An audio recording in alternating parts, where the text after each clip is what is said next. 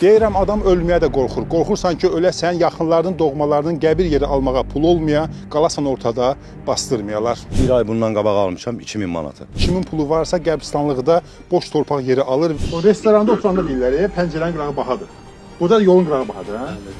Son zamanlar qəribə bir adət, daha doğrusu biznes, gəlir əldə etmə forması yaranıb. Deməli, kimin pulu varsa qəbristanlıqda boş torpaq sahəsi alır və bir müddət keçəndən sonra onu daha baha qiymətə satır və ehtiyacı olan da ki, məcburdur ki, həmin torpağı alsın və yaxını dəfn etsin. Bəli, bura Sumqayıt qəbristanlıqdır və burada olmağımızın da səbəbi vətəndaşdan, öz yaxını dəfn edən vətəndaşdan çox pul istəmələrdir. Bir ay bundan qabaq almışam 2000 manatı. Kasıb oğlanam, xeyir ola 2000-ə torpaq olmalıdır. Nəyə görə? Hansı əsasən? Hansı çeki verir mənə? Yaxınlaşdınız, dedi ki, qiymət kimindir, hə? Bəli, anam rəhmətə gedib. Dəfn eləməliyəm də. Eləməli deyil. Bir ay keçdi üstündən qonşu rəhmətə getdi. Gəldi 3500 dedi. Yəni açıq biznesdir də. Açıq biznesdir, bəli. Ürək ağrısı olmalıdır insanda. Deyirəm, adam ölməyə də qorxur, hə? Əlbəttə ki. Mən ölsəm məni kim bastıracaq? Məndə yoxdursa, qəfil öldüm. Nə olacaq? Nətər olacaq? Yaşıl bağlanı bağlı, 1500. Orta 2000, o başı 1500 var. Deməli, yolun qırağı 2500, orta 2000, sonra 1500. Yola qədər bahalaşır, hə, qiymətlər? Yol qırağı olduğuna görə böyle qiymət. Bu pulu kimə verirəm? Bu da müddiyyətimiz otururdu. Pul dövlətin təyin etdiyi puldur, yoxsa? Yox, bu Kimin? özel yerdir. Özəl yerdir. Bəli, özel yerdir. Ya bu özəl yeri dövlətdən kim alıb? Onda əvvəldən alırlar, sonra satırlar, belə. Mən bu 2500 alsam, gələn daha baha sata bilər, hə? Əlbəttə ki. Onun qiymətlər qalxır, hə? Gün-gündən qalxır. Necə ki, tələbəzin qiyməti qalxır, torpağın da qiyməti qalxır. Bəli. O restoranda oturanda deyirlər, pəncərənin qırağı bahadır. Burada da yolun qırağı bahadır, hə? Bəli. Hər ötən gün torpağın da qiyməti qalxır qəbristanlıqda. Bir də məsəl var, deyirək Allah gecindən versin. Amma burada Allah gecindən verəndə qiymət də qalxır.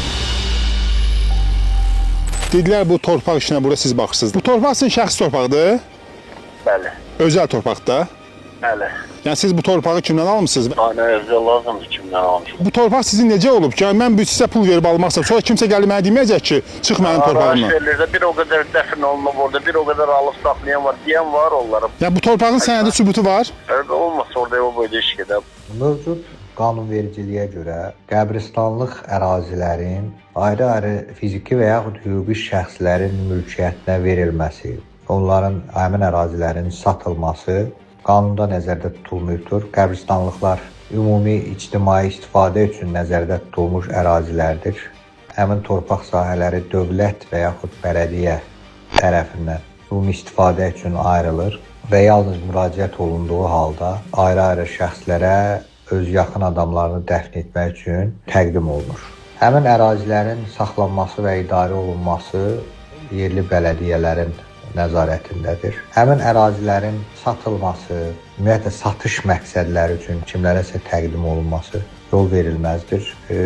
Ondan gəlir məqsədlər üçün istifadə etmək olmaz. Məsələ ilə bağlı Sumqayıt Bələdiyyəsindən bildirildi ki, şəhər qəbristanlığı ərazisində hər hansı vətəndaşın qanunsuz torpaq zəbt etməsi və həmin sahələri açıq şəkildə satışa çıxarması araşdırılacaq. Qeyd olunan faktlar öz təsdiqini taparsa, məsələ ilə bağlı aidiyyatı qurumlara müraciət ediləcək və qanunvericiliyə uyğun hüquqi tədbirlərin görülməsi təmin olunacaq. Sumqayıt Bələdiyyəsi vətəndaşları bu kimi hallarla rastlaşdıqda rəsmi qurumlara müraciət etməyə çağırır.